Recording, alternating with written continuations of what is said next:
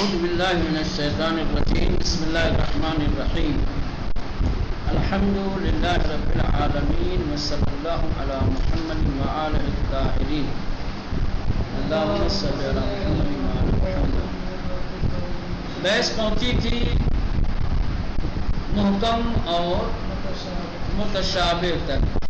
بتایا آپ کو کہ قرآن میں آیتیں دو طریقے کی ہیں، کچھ آیتیں محکم ہیں، کچھ آیتیں متشابہ ہیں۔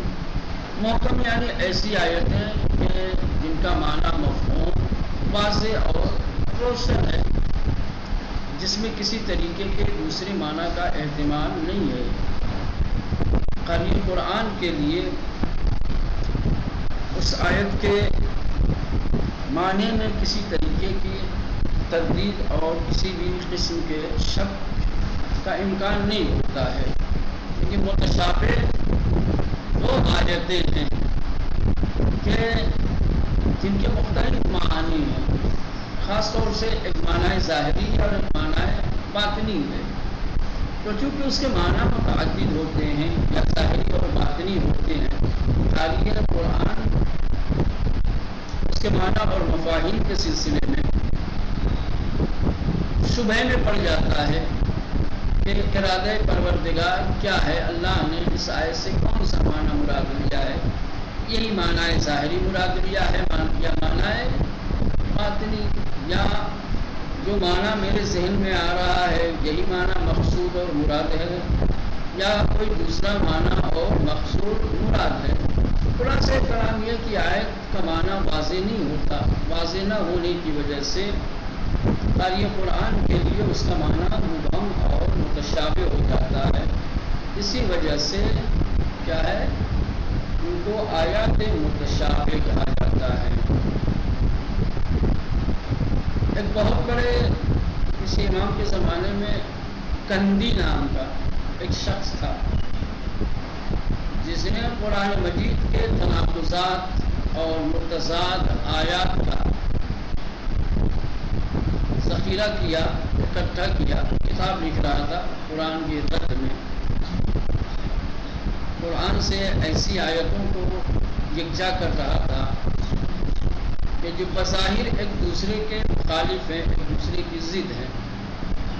اس سے ایک آیت کچھ کہتی ہے کہ قرآن کی دوسری آیت وہ تقریباً اسی سے ملتی جلتی ہے جو اسی پہلے والے کی آیت کو رد کرتی ہے، یا اگر آدمی غور نہ کرے، ایسے ہی ظاہری نظر سے دیکھے تو آیتوں میں ٹکراؤ اور تضاد نظر آئے گا۔ سمجھ رہے ہیں؟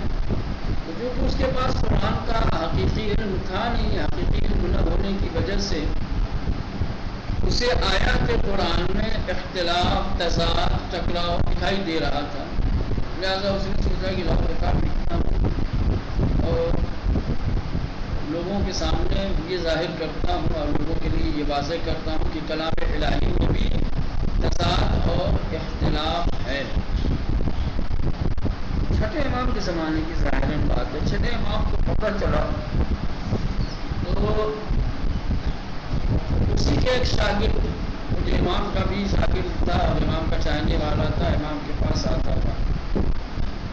امام نے جو ہے اس سے کہا کہ اپنے استاد کندی کو اس کام سے روکو، سنا ہے کہ وہ اس طریقے سے قرآن میں تضاد تلاش کر رہا ہے، آیتوں میں اختلاف ڈھونڈ رہا ہے اور کتاب لکھنے والا ہے، کہ میں کیسے روک سکتا ہوں، وہ میرا استاد ہے، میں ان کا شاگرد ہوں۔ کہا کچھ نہیں، بس تم جانا خالی استاد سے یہ سوال کرنا کہ استاد آیت کا جو معنی اور مفہوم آپ سمجھ رہے ہیں، آپ مراد لے رہے ہیں، کیا واقعی اور حقیقت میں قرآن نازل کرنے والے خدا نے بھی وہی معنی مراد لیا ہے یا دوسرے معنی کا بھی امکان ہے؟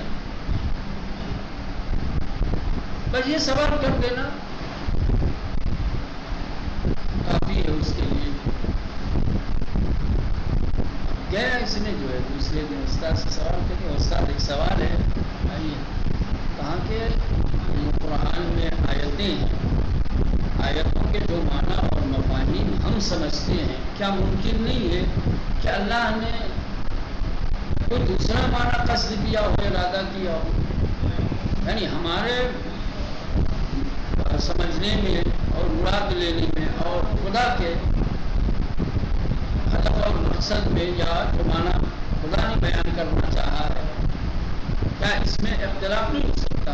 یہ ممکن ہے کہ نہیں کہ قرآن کی ایک آیت سے جو معنی اور مفہوم ہم سمجھ رہے ہیں، خدا نے اس آیت کا دوسرا معنی اور مفہوم مراد لیا ہو؟ فوراً کہنے لگے کہ یہ بات کہاں سے، یہ تمہارے ذہن میں پیداوار نہیں ہو سکتی، یہ بات تمہارے ذہن میں آ ہی نہیں سکتی ہے، یہ بات تمہیں ضرور کسی نے بتائی ہے، پہلے تم میری سوال کا جواب دو، پھر میں تمہاری باتوں کا جواب دوں گا، تو کس نے بتائی ہے؟ یہ سوائے ابو عبداللہ کے کوئی اور نہیں بتا سکتا۔ پھر وہ سمجھ گیا اور جو کچھ لکھا تھا، ذخیرہ کیا تھا، سب کو جلا الا کر کے خاک کر دیا۔ یقین ہے ممکن ہے کہ قرآن کی ایک آیت سے جو معنی مراد ہم لے رہے ہیں وہ مراد ہے اور خدا نہ ہو، اور آیات کے متشابہ میں عام طور سے ایسا تو ہے ہی ہے۔ اب یہ دیکھنا ہے کہ قرآن میں جو متشابہات ہیں، متشابہات کی بھی قسمیں ہیں، ہے نا؟ اب یہ دیکھنا ہے کہ تشابہ کی قسمیں کیا ہیں اور قرآن میں متشابہات میں سے کس قسم کے متشابہات پائے جاتے ہیں۔ پہلے لفظ اور مضمون کے اعتبار سے قرآن میں آئے متشابہات کی دو قسمیں ہیں۔ قرآن میں جو آیات متشابہ ہیں ان کی دو قسمیں ہیں، ایک متشابہ اصلی ہے اور دوسرے متشابہ عرضی ہے۔ متشابہ اصلی کہہ رہے ہیں کہ وہ متشابہ ہے جو فطری طور پر یعنی الفاظ کی کمی اور معانی و مطالب کی وسعت کے سبب پیدا ہوتا ہے۔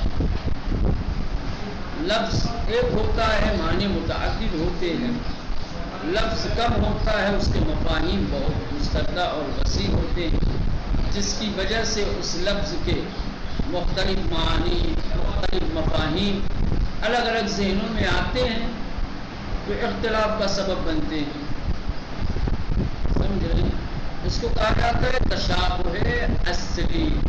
تشابہ اصلی یعنی الفاظ کی کمی اور معانی و مطالب کی وسعت۔ ایسا لفظ کہ جو متعدد اور مختلف معنی پر دلالت کرتا ہو۔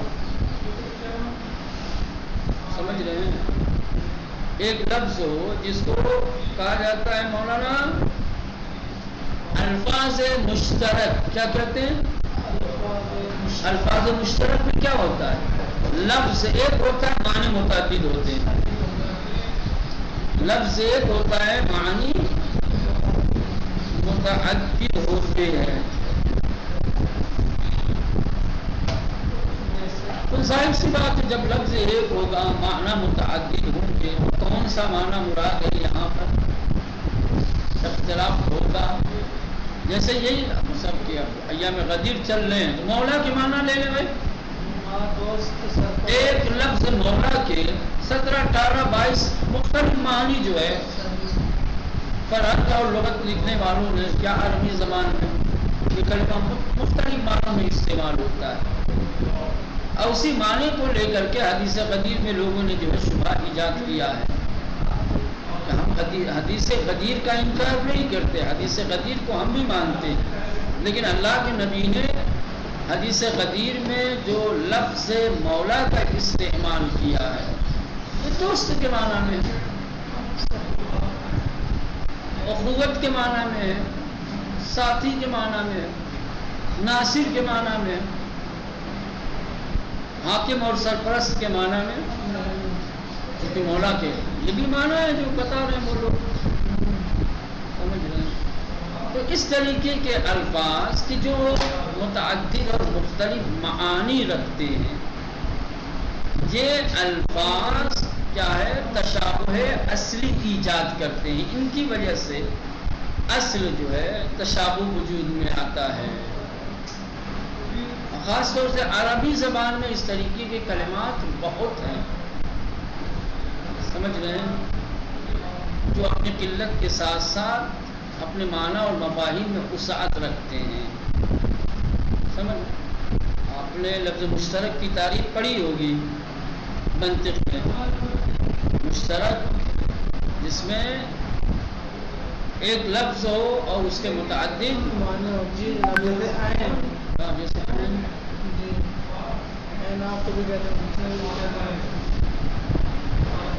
مترادف کے بالکل مد مقابل میں آتا ہے. مترادف میں الفاظ متعدد ہوتے، معنی ایک ہوتا ہے، ہے نا، جیسے بشر ہے، انسان ہے، آدمی ہے.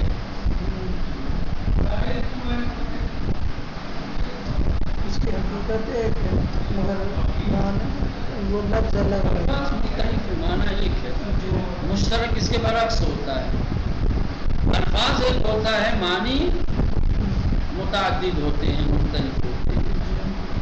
تو اس طریقے کے الفاظ کی جو متعدد اور مختلف معنی اور مفاہیم رکھتے ہیں، متعدد معنی اور مفاہیم کی وجہ سے تشابہ وجود میں آتا ہے. اس کو کہا جاتا ہے تشابہ اصلی.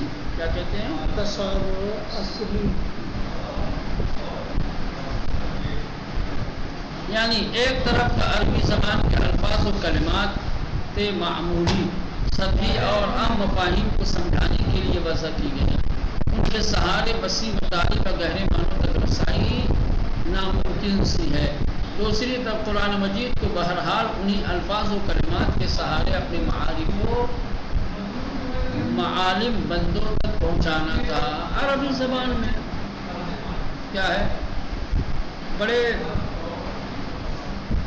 وسعت ہے معنی اور مفاہیم کے اعتبار سے. کیا ہے، عربی زبان میں بڑی گنجائش ہے. عربی ایک ایسی زبان ہے جو کم کلمات کے ذریعے سے بہت سارے مفاہیم کو بیان کرتا ہے. اب ظاہر سی بات ہے، قرآن جب عربی میں نازل ہوا ہے تو جو زبان عربی میں ہیں، جو کلمات ہیں، جو الفاظ ہیں، انہی کے ذریعے سے قدرت بھی اپنا پیغام دوسروں تک پہنچائے گی. عربی کے اگر دوسرے الفاظ لائے جائیں تو پھر اہل زبان کا سمجھنا مشکل ہو جائے. لہذا جو عربوں کی رائج زبان ہے یا زبان عربی میں جو کلمات استعمال کیے جاتے ہیں، جن کے ذریعے سے لوگ اپنے مقاصد کو، اپنے اہداف کو بیان کرتے ہیں، قدرت بھی قرآن نازل کرے گی، آیتیں اترے گی، تو اس میں بھی وہی الفاظ ہوں گے. اسی لیے جو ہے جگہ جگہ قرآن میں ارشاد ہے، انا جعلناہ قرآنا عربیا لعلکم تعقلون. ہم نے قرآن کو عربی زبان میں اتارا ہے،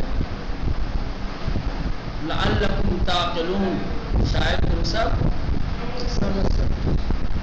عقل استحکام ہو.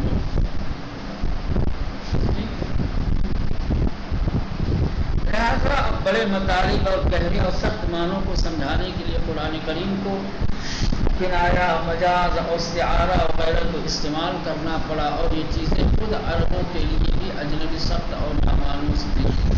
ایک تو عربی الفاظ کے علاوہ ہر زبان میں کچھ اصطلاحیں ہیں جو استعمال کی جاتی ہیں عام بول چال میں، جس کا استعمال ہوتا ہے، لیکن یہ ہے کہ ان کا سمجھنا آسان نہیں ہوتا ہے. جیسے محاورہ ہے، ٹھیک، معنی مجازی ہے، لفظ کچھ بولا جاتا ہے، مراد کچھ لیا جاتا ہے، کچھ لیا جاتا ہے. کنایا ہر ایک کو نہیں سمجھ میں آتا. مجاز ہے، کنایا ہے، استعارہ ہے، سمجھ رہے ہیں، یہ ہر زبان میں پائے جاتے ہیں. تو قرآن نے بھی اپنے گہرے اور وسیع معنی اور مفہوم کو سمجھانے کے لیے، بیان کرنے کے لیے، جہاں ایک طرف عربی الفاظ اور کلمات کا سہارا لیا، وہیں کنایا، مجاز اور استعارے کا بھی استعمال کیا، محاورے وغیرہ کا، اور یہ عربوں کے لیے بہت زیادہ مانوس بات نہیں تھی، یعنی ان کے لیے یہ سب چیزیں بہت زیادہ رائج نہیں تھی۔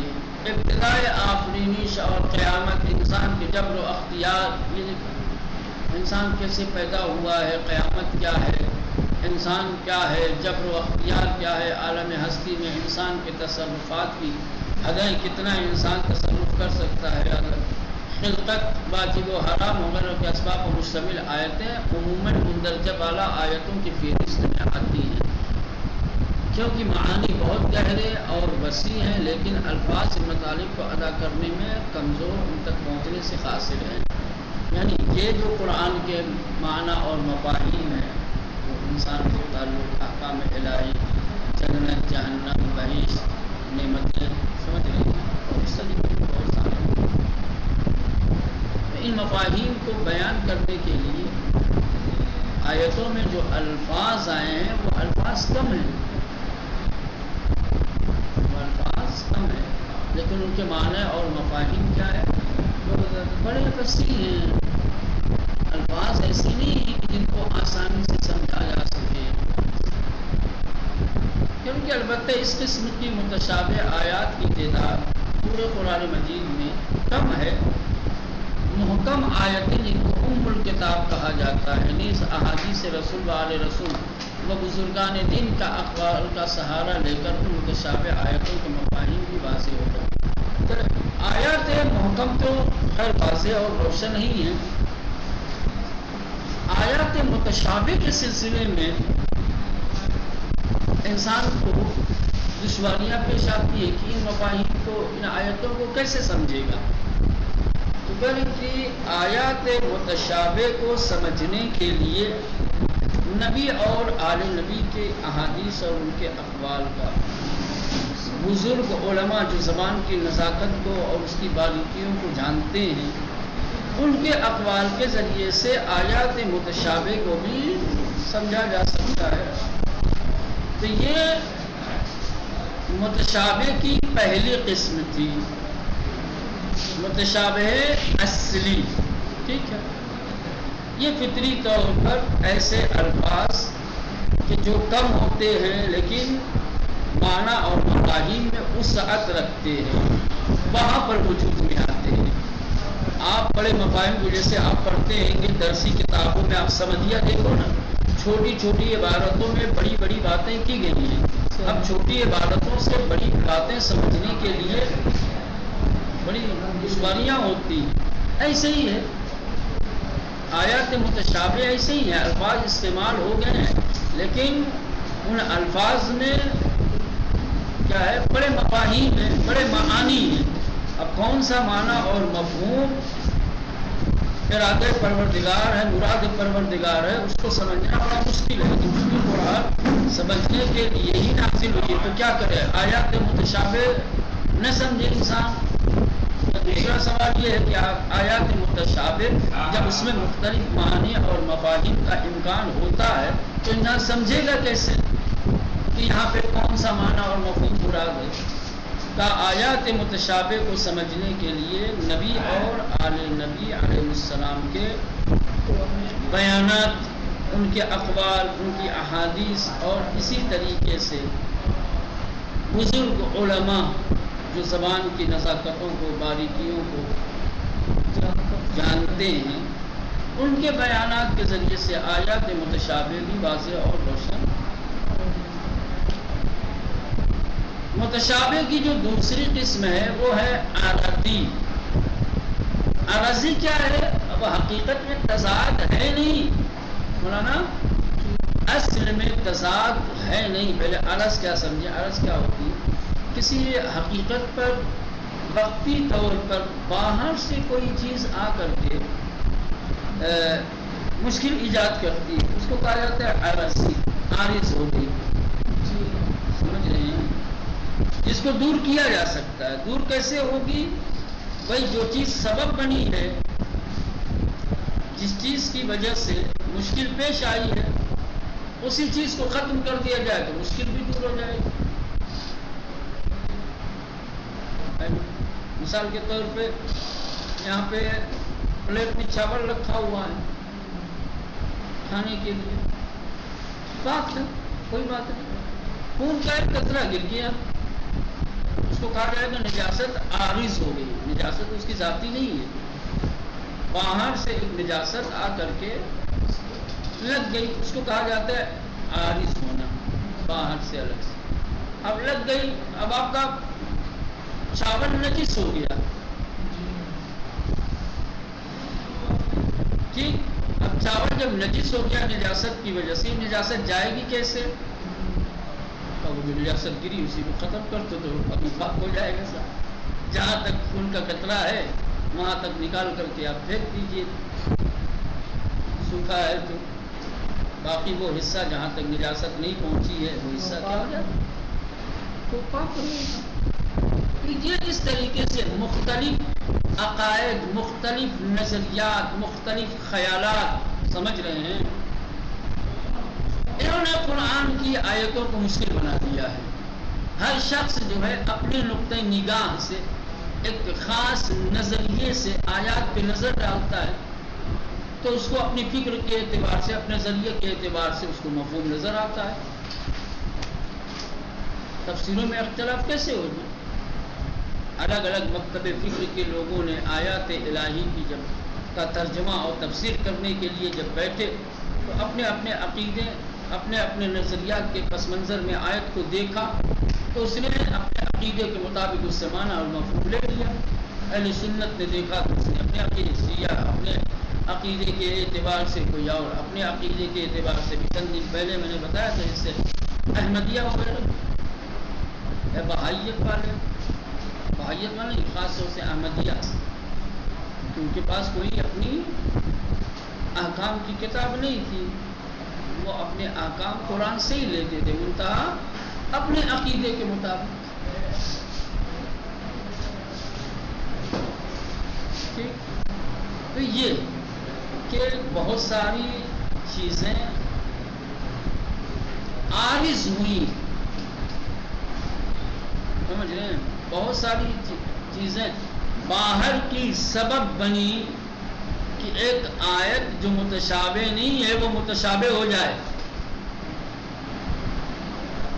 وہی حدیث قدیر کو لے لو، فرض کر لو، چونکہ میں امامت اور ولایت کا قائل ہوں لہذا میں مولا کا معنی سرپرست اور حاکم سمجھتا ہوں۔ اب جو ولایت کے قائل نہیں ہیں وہی اس لفظ مولا سے نصرت بہت سارے معنی لیتی ہیں،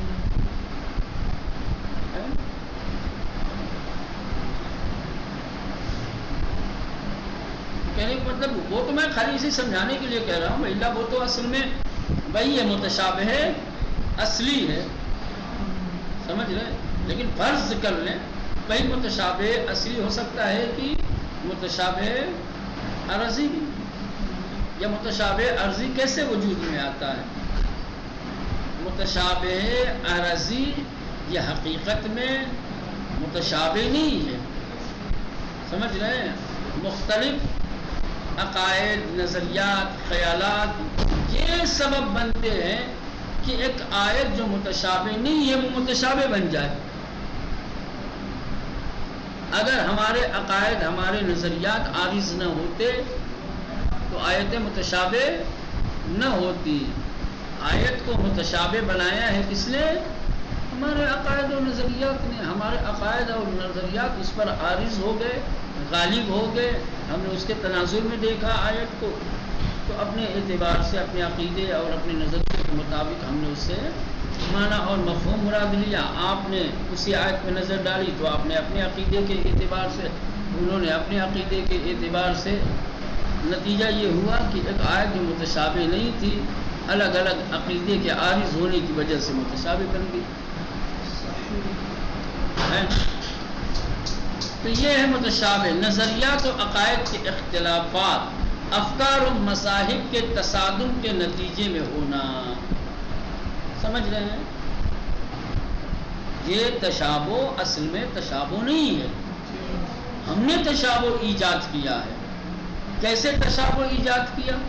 ہماری فکروں نے، ہمارے عقیدوں نے، ہمارے خیالات نے، ہمارے عقیدے کے ٹکراؤ نے۔ آپ نے ایک آیت سے کچھ اور معنی مراد دیا، مثلا پھر وہی بات آ جائے آیت وضو والی، آپ نے اپنے عقیدے کے اعتبار سے اسے کچھ اور معنی مراد لیا، ہم نے کچھ اور لیا۔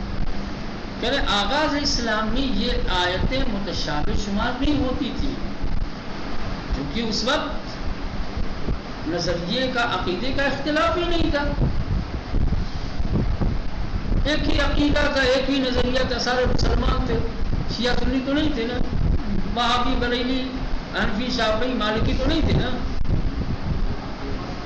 تو صدر اسلام میں یا نزول آیت کے زمانے میں آیت متشابہ نہیں تھی، آیت محکمات میں سے تھی۔ اسلامی سماج فکر و نظر کی سلامتی اور خلوص نیت کے ساتھ ان کی تلاوت کرتا تھا اور اچھی طریقے سے اس کے معنی اور مفاہیم کو سمجھتا تھا، لیکن بعد میں مناظرہ شروع ہوا، کلامی مسائل نے رواج پکڑا، خاص طور سے یونان کے اڑتے اڑاتے ادھورے اور ناپختہ فلسفیانہ نظریات وہ اسلامی سماج کے اندر داخل ہو گئے، اور پھر اس طریقے سے اسلامی نظریات کو جو ہے مقدر بنانے لگے، گندا بنانے لگے، اور تصادم بہت ساری چیزوں میں جو ہے وجود میں آ گیا۔ نتیجہ یہ ہوا کہ بہت ساری ایسی آیتیں کہ جو بالکل واضح اور روشن تھی، ان کا چہرہ دھندلا پڑ گیا۔ افکار و نظریات کے ٹکراؤ اور تصادم، فرقے کے ساز و سامان جو بھی ہو، اپنے مکتب خیال اور نظریے کی حقانیت قرآن سے ثابت کرنے لگے، سب قرآن سے ثابت کرنے، اور عام پسند دستاویز اور تائید اپنے مدعا کے لیے حاصل ہو جائے، سب ٹکراؤ پیدا ہوا، اور اس ٹکراؤ کی صورت میں ہر شخص اپنے دعوے کی پختگی کے لیے، اپنے دعوے کے ثبوت کے لیے آیت قرآن کا سہارا لے رہا ہے۔ میرا یہ عقیدہ، میرا یہ نظریہ، میرا یہ حکم کیا ہے؟ قرآنی حکم ہے، قرآنی عقیدہ ہے۔ وہ بھی اپنے عقیدے کی، اپنے نظریے کی تائید قرآن سے، آپ بھی قرآن سے، آپ بھی قرآن سے۔ ایک ہی آیت کیسے ممکن ہے کہ آپ کے عقیدے کی بھی تائید کرے، میرے بھی عقیدے، جبکہ ہمارے عقائد میں تضاد ہے، اختلاف ہے۔ یہ چیزیں الگ الگ خیالات، نظریات، خاص طور سے یونان کے جو فلسفی نظریات تھے، جب یونان کے فلسفی نظریات اسلامی سماج میں جگہ بنانے لگے اور لوگ یونانی فلسفے سے متاثر ہو کر کے اپنے اسلامی نظریات سے دور ہونے لگے، اور پھر نئے نئے نظریات جب وجود میں آئے تو ہر شخص اپنے نظریے کو صحیح اور حقیقت بتانے کے لیے آیات قرآن سے استدلال کرنے لگا۔ نتیجہ یہ ہوا کہ جو آیت محکم تھی وہ کیا ہو گئی؟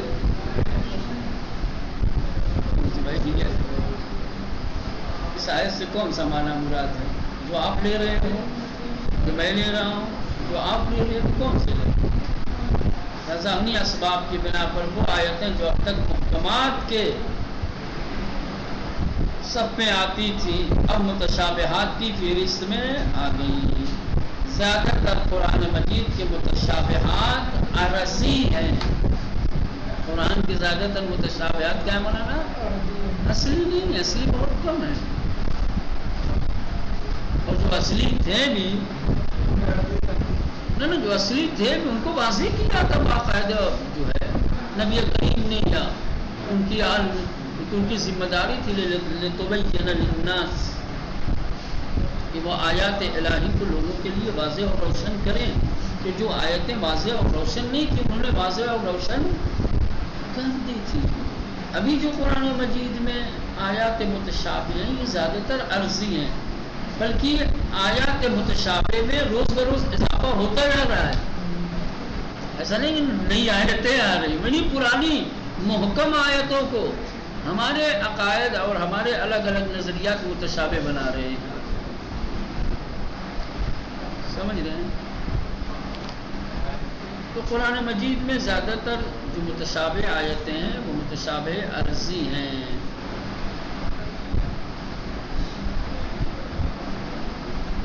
ٹھیک، یہ ایک ہو گیا.